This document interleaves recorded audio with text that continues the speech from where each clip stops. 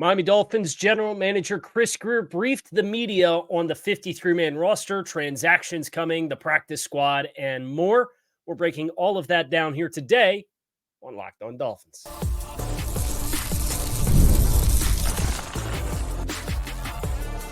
You are Locked On Dolphins, your daily Miami Dolphins podcast, part of the Locked On Podcast Network, your team every day.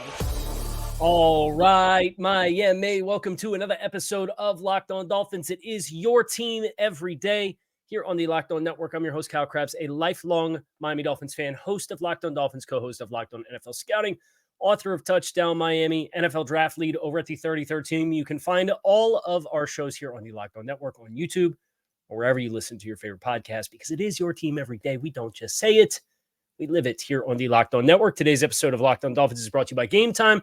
Download the Gametime app, create an account, and use code LOCKEDONNFL for $20 off your first purchase. Terms to apply. Download Gametime today. What time is it? It's game time. Now, the Dolphins making some moves here, finalizing members of the practice squad.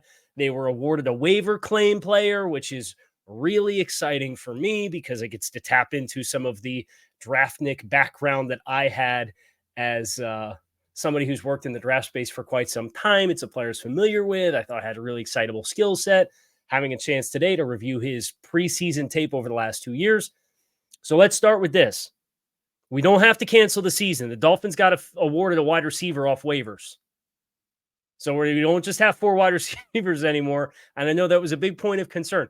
Now, it sounds like Eric Ezukanma is back on the practice squad. Barry Jackson reporting that he's, a known member of the practice squad, and the Dolphins currently practicing as of today, getting into the swing of things. The Dolphins were also able to add former second-round pick D. Eskridge, a wide receiver from Seattle, to the practice squad. So you got a couple options there. But the add to the 53 is the one that excites me because it's a player that's in the same mold, in my opinion, as Ezukanma. And you should get some more competition for that role within your wide receiver room. His name is Grant DuBose, and he played his college football at the University of Charlotte, North Carolina. It's a 6'2", 201-pound wide receiver from Montgomery, Alabama. He's 23 years old. Came out of the NFL Combine at 6'2.5", 201 pounds, ran a 4.57, so not the fastest guy. But he had a 10.5 standing broad jump, explosive, vertical ability, and a 6.89 3-cone, which is a very fluid time in that agility drill for a member of the wide receiver position at 6'2.5". Very productive during his time at Charlotte as well. He finished his final season with 64 receptions, 792 yards, and 9 touchdowns on 106 targets for Charlotte. Not necessarily most well-known for their prolific offense. And his reel in college showcases wins, slants, fades, goes, posts, a lot of the same stuff that I thought Eric Ezukanma showed on tape at Texas Tech. But here's the kicker, and here's where I really like the ad. Where's he been the last 2 years? He's been with the Green Bay Packers, who have a very robust group of wide receivers. It's Christian Watson and Romeo Doubs and Jaden Reed and Malik Heath. And there's more. They had a bunch of young guys in the ranks there for Green Bay. Doesn't make the team there. There's no shame in that. He was a 7th-round draft pick in 2023 for the Packers. But who's the head coach in Green Bay? Matt LaFleur. What coaching tree is Matt LaFleur off of? The Kyle Shanahan tree. This is a player who spent the last 2 off seasons getting familiar with the lingo, getting familiar with the language, getting familiar with the vocabulary of this offensive system. And I'll tell you what, this dude plays his nuts off. He plays hard. He plays physical. He blocks. He's a big catch point bully. He'll high point the ball. You can watch his touchdown reel at Charlotte and watch him mossing guys, jumping, catching the ball over the back. Now, you got a little bit of a culture shock when you played against South Carolina, but I can tell you he's got a touchdown catch against University of Maryland. And then the past 2 years in the preseason, he plays hard. Peter Bukowski, the host of Locked On Packers, texted me and said, I'm kind of mad you guys got DuBose. We were hoping we were going to get him back in the practice squad. And the film backs it up. He blocks. He plays punt return, kick return, special teams, dirty work kind of player with a different skill set to the wide receiver room than what you have. We were looking and hoping for Eric Ezukama to take that role, and maybe he still will as a player on the practice squad who can get elevated in playing games. But Grant DuBose, as more competition for that room and getting that on the waiver claim, I like the methodology of this quite a bit for Miami. Quite a bit. I'm a fan of this player. I had him as a mid-day 3 player coming out of Charlotte when he came out in 2023. Now, the corresponding move made some people not too happy. The Dolphins released an offensive lineman. And it wasn't the one that you thought it was going to be. And it wasn't the one that I would have chosen to part ways with to make room on the 53 for Grant DuBose. Chris Grier does his podium session. He talks about Grant DuBose. And he's like, hey, as a heads up, we just released Jack Driscoll.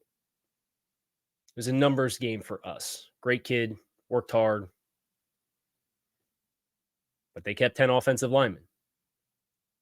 So now you've got your 4 tackles, Teron Armstead, Austin Jackson, Kendall Lamb, Patrick Paul. 4. And now you got 5 interior guys. And it's Aaron Brewer, going to be the team starting center.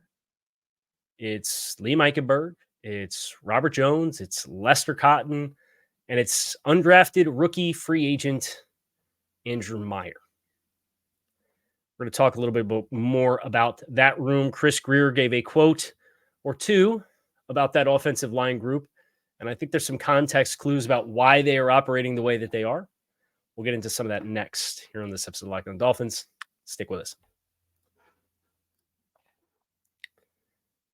It is almost time for the season opener. Miami Dolphins opening the year at home against Jacksonville. Of course, week 2, the Thursday night game against Buffalo. If you are trying to get down to the stadium, you should get your tickets to the only ticketing app that gives you complete peace of mind with your purchase. Talking about Gametime. You could filter incredible deals on great seats with Gametime picks. See the view from your seat on your phone before you buy. All-in pricing shows you a total cost up front, so there's no surprises when you put the tickets into your cart and go to checkout. And you can buy tickets in just seconds with 2 taps on your phone. Gametime. They take the guesswork out of buying tickets, and it's the only place you should be getting your tickets this football season. So download the Gametime app. Create an account and use code LOCKEDONNFL for $20 off your purchase. Terms do apply. Again, create an account and redeem code LOCKEDONNFL, LOCKEDONNFL for $20 off. Download Gametime today. What time is it? It's Gametime. Allow me to go on the record and state, as I know some people think I give a very rosy view of the team, and I try to explore the why as compared to obsessing over the what. I would not have made this decision. This is not the player that I would have cut. I graded Jack Driscoll and thought he graded very favorably in all 3 preseason games. So much so that I thought Jack Driscoll and Lester Cotton were the only 2 players on the interior offensive line who graded as a net positive per player on a per snap basis in each of the 3 preseason games. They obviously feel differently. Some of this is Andrew Meyer and the long-term potential of him as a player. So much so that Chris Grier was asked about Andrew Meyer and said, this is a player that we didn't want to lose, and we kind of want to see it through with and see what the final product looks like, because between Mike and Butch and Frank, it's very apparent this guy's got a little something. And I could totally respect that. I could respect keeping a player on the 53 because you know the numbers game that happens. We talked about it yesterday with Elijah Higgins. And then applying that lesson to Patrick McMorris. 6th round pick. We'll get him. Nobody's going to claim him. Well, he got claimed. Meanwhile, Elijah Higgins sitting on the Cardinals depth chart as the number 2 tight end. That's worked out well for Miami. They land Julian Hill. Seems to be some promise there. Some promising development for him as a player, but that's neither here nor there. You don't want to lose Andrew Meyer. But he's a player that plays center, at least for the time being. Consider him a position-exclusive player at the center position. You have Rob Jones, who can play either guard spot. You have Lester Cotton, who can play either guard spots. You have Liam Eichenberg, who can play all 5 spots on the offensive line at a competent level. You obviously have Aaron Brewer, who's your center, but has played guard in the past. Not that you want to do that with him as a player. But when you have 4 tackles and you run deep with 4 tackles, and 3 of those guys, really, technically all 4, but 3 of those guys are really tackle-exclusive players, it does put you in a numbers bind. And I try to compartmentalize the offensive line into 2 separate groups. I look at the tackle room and I look at the interior group. I genuinely believe Miami has an upper echelon offensive tackle room, 1 through 4 in the NFL. I genuinely believe that. The interior group, well, I think you could look at the entire offensive line really with this. They drafted Patrick Paul with a 2nd-round pick, premium pick. They did so a year in advance of when they really need him as a player because Kendall Lamb is entering into his final year. He's declared he's going to retire. And who knows what happens with Teron Armstead. But time on task in the system. They bring in Aaron Brewer and everybody else. They bring in Jack Driscoll, nice utility player, doesn't make the cut. And they're leaning into time on task in the system. And I do think Lester Cotton's gotten better.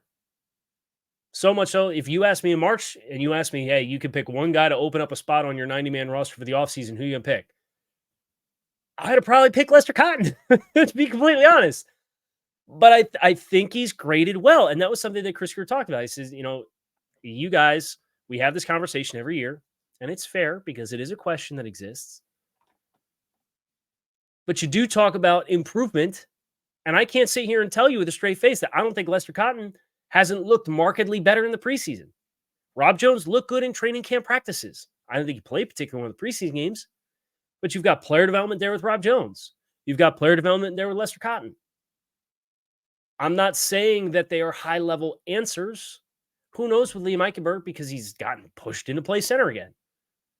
Can we take Liam Eichenberg and kick him back over? With the understanding that Aaron Brewer is going to be back at some point and get him reps at guard and let him settle in at guard for the next week and a half before you start the season and figure out who's going to play that spot.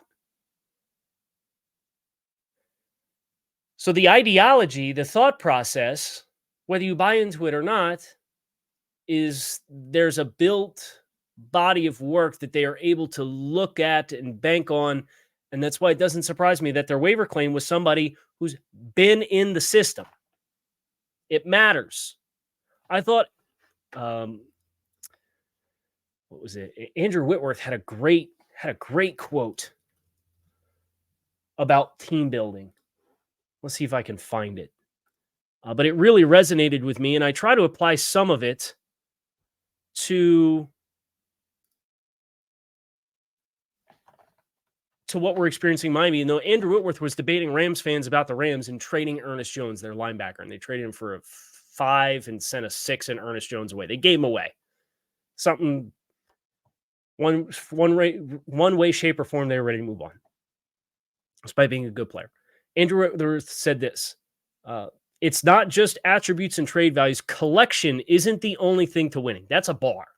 That is an absolute bar for the team building process across the league. And Miami's ideology with who they're choosing to covet is another emphasis of that. It's not just collecting talent. There's chemistry, there's understanding, there's mental acuity, there's having seen things before, knowing what the guy next to you is going to do. And some of that's pretty hard with an offensive lineman at center that's a new player. That guy's the cornerstone of it all. Right? But to compound that, particularly, I think it was Adam Beasley did a story and talked about like the 5 regrettable decisions or 5 mulligans or whatever for the Dolphins offseason. They talk about not drafting an interior offensive lineman early in the draft and reference Patrick Paul in the second round, and they should have got one of those other guys. For me, I look at what they're doing and why they're doing it. And again, this is about the why. I'm not justifying it because, again, I would not have cut Jack Driscoll. He wouldn't have been the one that I would have gotten rid of.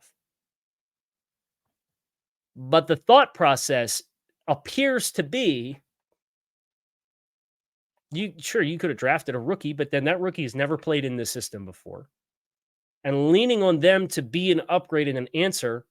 And I never thought the Dolphins didn't have 9, 10 NFL roster caliber offensive linemen at their disposal.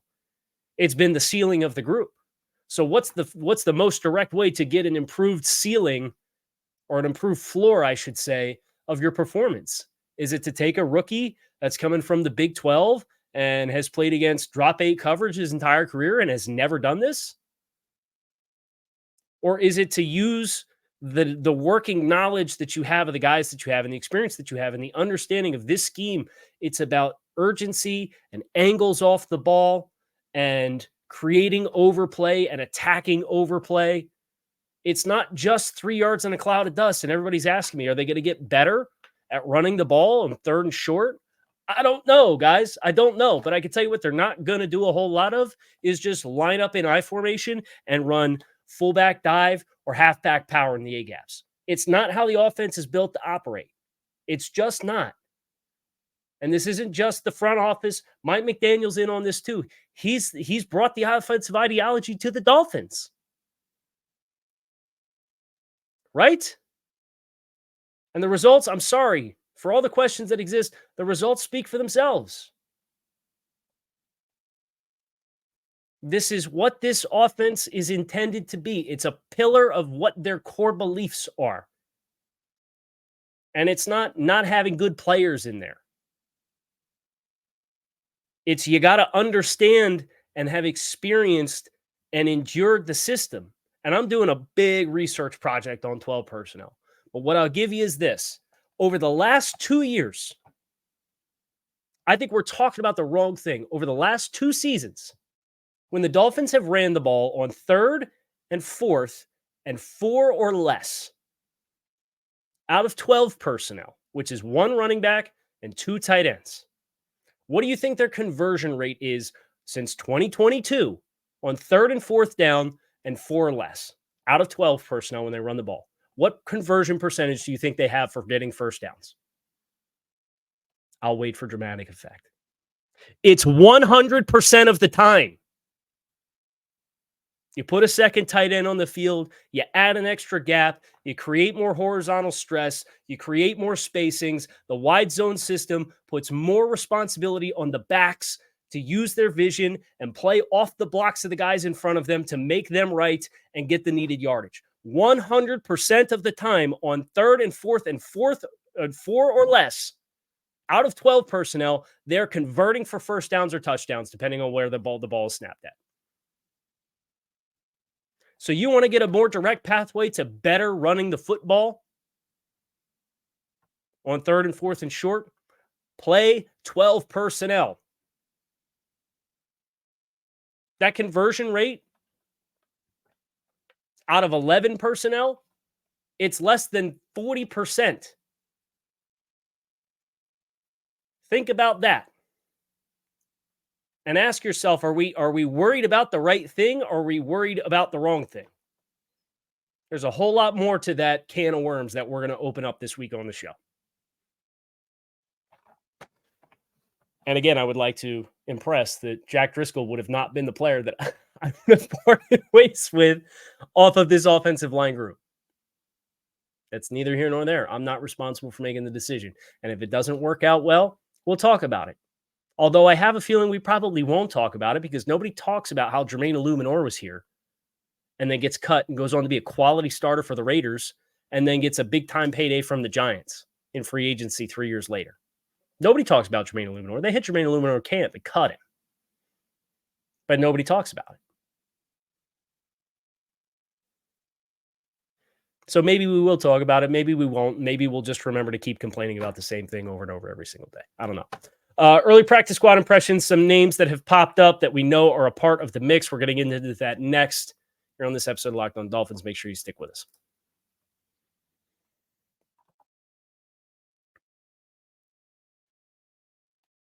This post from Barry Jackson. Dolphins known practice squad guys. Eric Ezukanma, Nick Needham, Hayden Rusi, linebacker Daquan Jackson, defensive lineman Jonathan Harris, safety Jordan Colbert, quarterback Tim Boyle. Chris Grier revealed that in his presser with the media. Defensive tackle Naquan Jones, former Seattle wide receiver Dwayne Eskridge. That report came from Andrew Schultz, or Jordan Schultz, excuse me.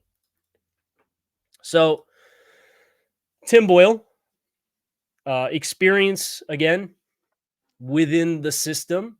It's a point of emphasis as the Dolphins look to get the right ancillary pieces around them. Tim Boyle was most recently with the Jets in 2023, was in Green Bay, 2019, 2020, then to Detroit. He started 5 career games. He's 0-5 in those games with 4 touchdowns and 12 interceptions. The practice squad quarterback, though, I think this is worth noting. Why it's mattered, or why it matters, I think, in my opinion. His first 2 years in the league came with the Matt LaFleur system in 19 and 20.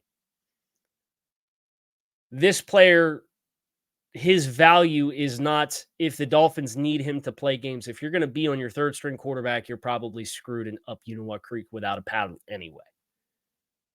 But the understanding of the system, having somebody familiar with the system coming into the mix allows you to help with the preparation for your starter. And that's kind of my working assumption of why Tim Boyle, who Chris Grier said Mike McDaniel and Darrell Bevell, they've been watching quarterbacks. He stood out to them. They liked him. They bring him into the mix. Okay. If he's going to play, you're in big trouble either way, right? Not too worried about it.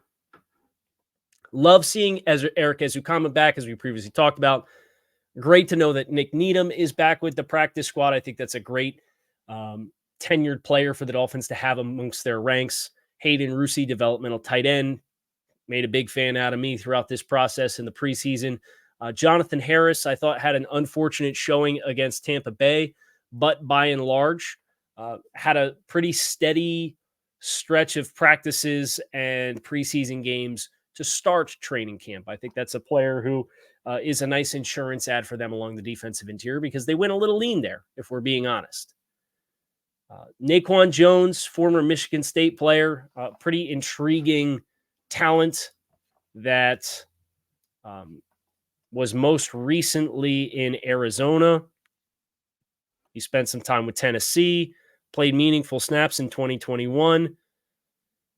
I don't have high expectations for him being an impact player, but he's 6'3", 315 pounds, kind of fits that same body type of the Neville Gallimores of the world. And Neville Gallimore has since departed and was on a plane, as reports were this morning, and signed with the Rams for their 53-man roster. So that's kind of where we stand right now. There's a few more reactions of things to happen. We could talk about Odell Beckham and Chris Grier kind of saying what's been pretty widely speculated. Odell thought he was ready, wanted to be active and ready to go at the start of the season. The team put him down for long-term play. Now we'll see if that follows through and he's activated after 4 weeks. They could theoretically open his practice window after week 1. You could practice for up to 3 weeks and or start your process, and then you either have to revert to reserves for the year or have to come off and be on the active roster. So we'll see what comes of that. But Chris Grier did allude to Odell being pretty close and wanting to come off. I've kind of heard some murmurs and suggestions that may have been the case, that they had considered activating him recently and ultimately decided we're going to play in a long-term game. And again, it's a bummer. Do I think it really changes a whole lot other than what your 21 personnel looks like early in the season? Not particularly. And I do think they run more 12. They're very 21 heavy as general as far as having a fullback on the field, particularly on first down. But I think you'll see more 12 with the addition of Jonnu Smith. I think you'll see more fast 21 with 2 running backs on the field with Devon Achane and them getting him involved in the passing game. I think there's plenty of ways that you can distribute those 15 offensive snaps in which you need a dynamic third weapon and can get a guy the ball in his hands and let him make something happen if it's not going to 10 or 17. We'll let everything manifest and be known.